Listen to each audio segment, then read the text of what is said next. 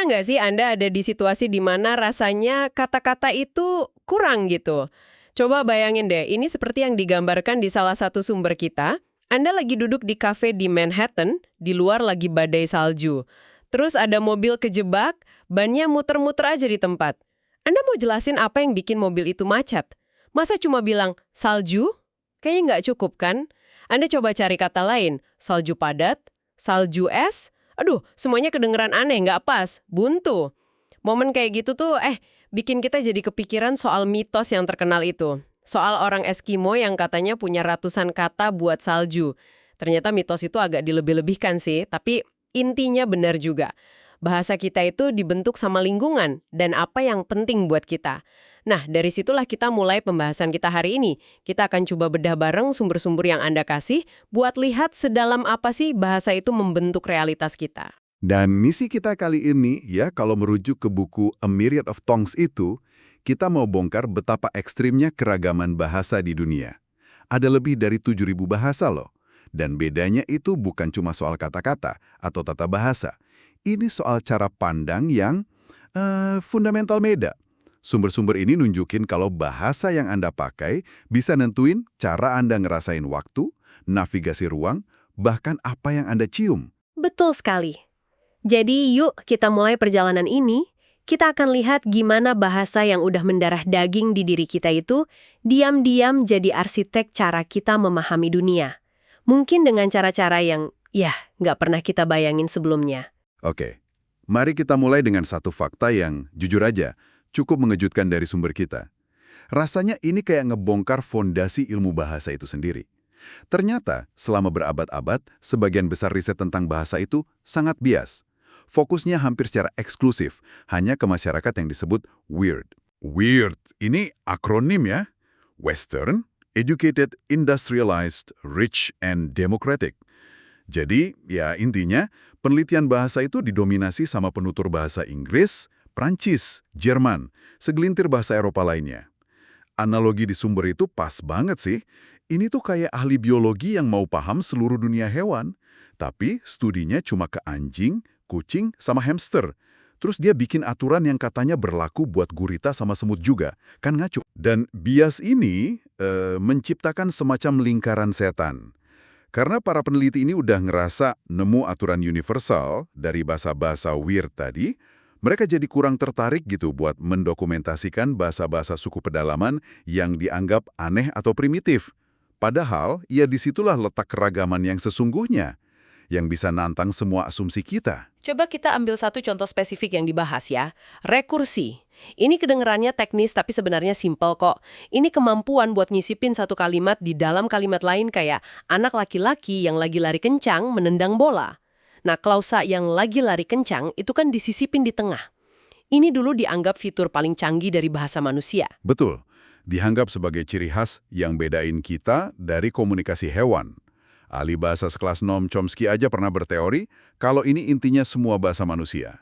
Kemampuan membangun kompleksitas tanpa batas. Tapi ternyata nggak gitu ya. Sumber kita nyebutin ada bahasa Piraha di Amazon. Nah, gimana cara mereka ngomong tanpa rekursi? Mereka, ya simpel aja, mereka nggak melakukannya.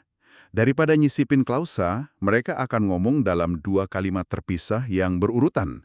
Jadi bukan anak laki-laki yang berlari menendang bola, tapi mereka akan bilang, anak itu lari, dia menendang bola. Jelas, lugas, berurutan. Informasinya sama, tapi cara otak menstrukturkannya beda total. Oke, jadi gagasan bahwa ada semacam tata bahasa universal yang udah tertanam di otak kita sejak lahir itu mulai goyah ya. Kalau fitur sepenting rekursi aja nggak universal, apalagi dong yang kita anggap biasa, padahal cuma kebiasaan dari bahasa kita sendiri. Nah, pertanyaan itu inti dari semua ini.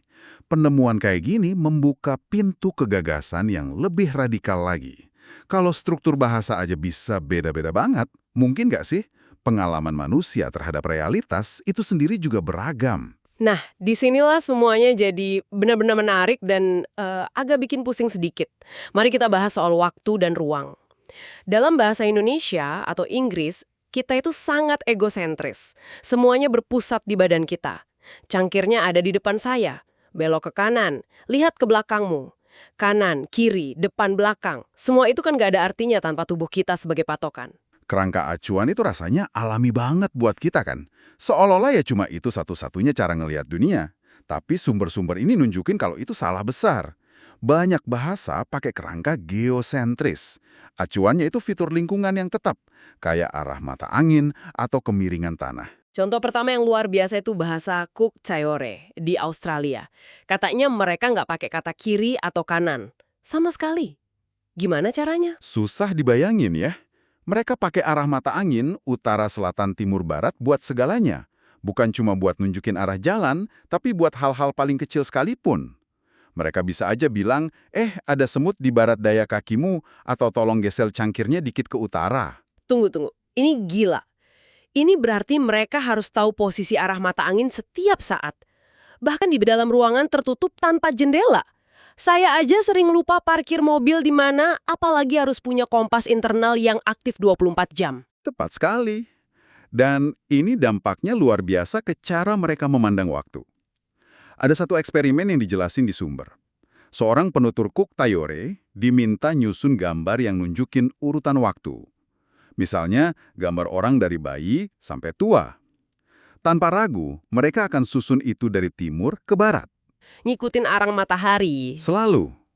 Jadi kalau mereka kebetulan lagi menghadap ke selatan, urutannya jadi dari kiri ke kanan.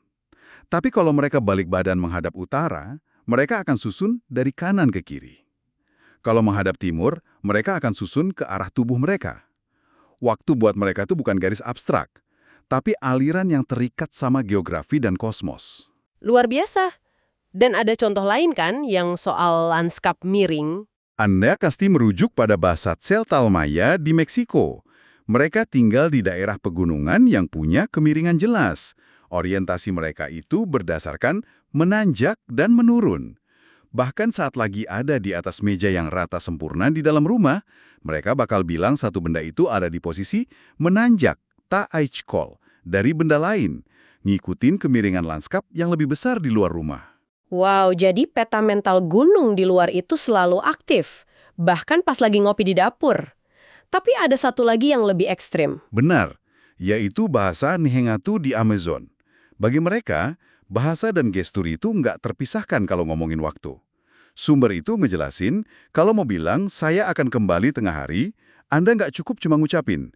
Anda harus mengatakannya sambil nunjuk lurus ke atas, ke tempat di mana matahari bakal ada pas tengah hari. Jadi gesturnya itu bukan tambahan, tapi bagian wajib dari tata bahasanya.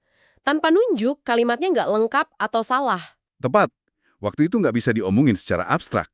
Waktu harus diperagakan. Dihubungin secara fisik sama pergerakan matahari di langit. Ini nunjukin betapa dalamnya bahasa bisa nyatuin kesadaran kita sama lingkungan alam. Ini benar-benar ngubah cara kita mikir soal bahasa. Buat kita, jam 12 siang itu angka di jam. Buat mereka, itu posisi matahari. Nah, gimana dengan indera kita yang lain? Apa bahasa juga bisa ngebentuk apa yang kita cium? Kita kan sering banget ya susah deskripsiin bau. Kita payah banget soal itu. Coba aja deskripsiin bau kopi tanpa pakai kata kopi. Susah kan? Kita selalu balik ke sumbernya. Baunya kayak mawar, baunya kayak bensin, atau istilah keren kayak petrichor buat bau hujan di tanah kering. Kita nggak punya kosakata abstrak buat bau. Beda sama warna, kita punya merah, hijau, biru yang bisa nunjuk ke banyak hal. Tapi ternyata itu bukan keterbatasan manusia ya, cuma keterbatasan bahasa kita. Sumber kita nunjukin soal bahasa Jahai di Malaysia. Betul. Orang Jahai ini masyarakat pemburu pengumpul, jadi dunia penciuman itu penting banget buat mereka. Mereka punya belasan kata abstrak buat kategori bau yang beda-beda. Kata-kata ini sama abstraknya kayak kata biru buat kita. Kasih satu contoh dong. Ada kata olcipit. Kata ini dipakai buat ngegambarin bau dari berbagai jenis bunga yang wangi, parfum, buah matang, dan, ini yang menarik, juga bau musang binturong, yang katanya baunya kayak popcorn mentega. Buat kita, bau bunga sama bau musang kan nggak ada hubungannya sama sekali. Tapi buat penutur Jahai, ada satu kualitas abstrak yang sama di antara semua itu, yang mereka tangkap dengan satu kata olcipit. Jadi mereka bisa melihat atau mengkategorikan dunia lewat hidung mereka dengan cara yang jauh lebih canggih dari kita. Mereka punya palet linguistik buat bau, sementara kita cuma bisa nunjuk sundernya. Ini menunjukkan kalau indera kita mungkin bisa nangkap banyak hal, tapi bahasalah yang ngasih kita alat buat mengaturnya. Persis. Dan ini nunjukin kaitan erat antara bahasa dan gaya hidup. Budaya yang hidupnya lebih dekat dengan alam, yang bertahan hidupnya bergantung sama kemampuan ngenalin bau tanaman beracun atau jejak hewan, dia cenderung ngembangin bahasa penciuman yang jauh lebih kaya. Oke, kita udah lihat gimana bahasa ngebentuk persepsi kita soal ruang, waktu, dan bau. Sekarang kita masuk ke bagian yang lebih mendasar lagi, soal hubungan antara bunyi, kata, dan maknanya.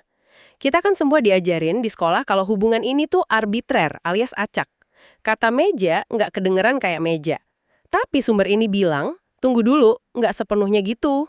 Bener, ada fenomena yang namanya ikonisitas, di mana bentuk atau suara sebuah kata itu secara intuitif cocok sama maknanya. Contoh paling klasik dan paling kuat itu efek Bubakiki. Eksperimen ini udah dilakuin di seluruh dunia dan hasilnya konsisten banget. Bisa tolong dijelasin eksperimennya gimana? Tentu. Jadi Anda diliatin dua bentuk. Satu bentuknya bulat, lembut, kayak gumpalan awan. Satu lagi runcing, tajam, bergerigi kayak bintang. Terus Anda ditanya, mana yang buba dan mana yang kiki? Hampir semua orang, dari budaya dan bahasa manapun, bakal bilang bentuk bulat itu buba dan bentuk runcing itu kiki. Dan kenapa bisa gitu ya? Rasanya emang pas sih, tapi saya nggak tahu kenapa. Nah, ini yang disebut korespondensi lintas indera. Suara buba itu sendiri, dengan konsonan B yang lembut, dan vokal UE dan A yang diucapin dengan bibir membulat, secara fisik terasa bulat di mulut kita. Sebaliknya, suara kiki punya konsonan K yang tajam dan vokal I yang tipis. Otak kita secara otomatis bikin hubungan antara suara yang tajam dengan bentuk visual yang tajam. Ini bukan kebetulan, ini intuisi neurologis yang dalam. Oke, buba kiki itu contoh yang jelas banget. Tapi apa fenomena ini muncul juga di kata-kata nyata, di ribuan bahasa yang ada? Yang dianalisis di sumber kita itu meneliti hampir 4.300 bahasa. Dari berbagai rumpun bahasa yang nggak saling berhubungan. Mereka nyari pola-pola ikonik yang muncul terus, dan hasilnya, sangat mengejutkan. Apa aja yang mereka temukan? Mereka nemuin beberapa korelasi statistik yang kuat banget. Misalnya, kata untuk hidung atau nose di berbagai bahasa, itu seringkali mengandung suara nasal, kayak atau Coba deh pikirin, pas kita ngucapin bunyi udara kan keluar lewat hidung. Jadi ada hubungan fisik yang langsung banget antara organ, fungsi, dan bunyinya. Itu masuk akal banget untuk hidung. Tapi apa ini berlaku juga buat konsep yang lebih abstrak, kayak ukuran atau bentuk? Pertanyaan bagus. Ternyata iya. Studi yang sama nemuin kalau kata untuk kecil atau small itu sering banget mengandung vokal tinggi kayak I. Coba aja pikirin kata kayak mini, kici, sedikit, atau tiny dalam bahasa Inggris. Pas kita ngasilin suara I, kita kan bikin ruang yang sempit banget di mulut kita. Jadi, gerakan fisik di mulut kita itu secara ikonik niru konsep kecil. Dan ada juga buat lidah kan? Betul. Kata untuk lidah atau tongue seringkali mengandung suara L. Pas kita ngucapin L, ujung lidah kita kan gerak aktif banget, nyentuh langit-langit mulut. Jadi, sekali lagi, katanya niru tindakan organ yang dideskripsiin. Dan mungkin yang paling universal dari semuanya, yang paling mengejutkan, adalah sebuah kata yang kita semua pakai puluhan kali sehari tanpa mikir itu sebagai kata. Anda pasti mikirin, para peneliti di Max Planck Institute ngelakuin studi lintas bahasa soal kata ini. Mereka analisis rekaman percakapan sehari-hari di 31 bahasa yang beda-beda dari seluruh dunia. Dan mereka nemuin kalau bentuk dan fungsi, itu hampir identik di mana-mana. Serius? Jadi, itu bukan sekedar gerutuan malas. Itu kata beneran? Betul. Itu adalah sebuah kata universal yang mengalami evolusi konvergen. Di hampir semua bahasa, kata itu selalu satu suku kata. Sering diawali bunyi hembusan he, punya vokal rendah kayak a, dan hampir selalu diucapin dengan intonasi bertanya yang naik. Ini solusi linguistik paling efisien yang ditemuin manusia di seluruh dunia buat fungsi krusial yang sama. ngasih sinyal kalau ada masalah komunikasi dan butuh perbaikan segera. Yang kita pakai itu bukan cuma sekumpulan label buat benda-benda, ia itu sebuah lensa, sebuah sistem operasi yang ngebentuk persepsi kita tentang ruang, waktu, dan bahkan dunia indrawi kita. Dan kalau kita tarik ke gambaran yang lebih besar, ya setiap dari 7.000 bahasa di dunia ini, itu kayak arsip kearifan manusia. Masing-masing itu mewakili cara yang unik buat mecahin masalah, ngatur realitas, dan memahami dunia. Dari cara orang Kuok Tayore menata hidup mereka searah matahari, sampai gimana penutur bahasa Jahai mengkategorikan dunia lewat bau, kita jadi lihat betapa luar biasanya plastisitas dan keragaman pikiran manusia. Dan disinilah sumber kita diakhiri dengan sebuah catatan yang cukup muram, tapi penting banget. Menurut para ahli bahasa, diperkirakan sampai 90% bahasa di dunia bakal punah di akhir abad ini. Setiap 2 minggu, ada satu penutur terakhir dari sebuah bahasa yang meninggal dunia. Ini membawa kita ke satu pemikiran penutup untuk Anda renungkan. Saat ribuan bahasa ini lenyap, kita nggak cuma kehilangan kata-kata, lagu, atau cerita, kita kehilangan seluruh cara berpikir, seluruh sistem pengetahuan, soal navigasi, ekologi, atau bahkan kesadaran yang udah teruji oleh waktu selama ribuan tahun. Nah, ini meninggalkan satu pertanyaan besar untuk kita semua. Perspektif manusia unik apa yang sedang kita biarkan hilang selamanya, bahkan tanpa kita sempat menyadari bahwa perspektif itu pernah ada?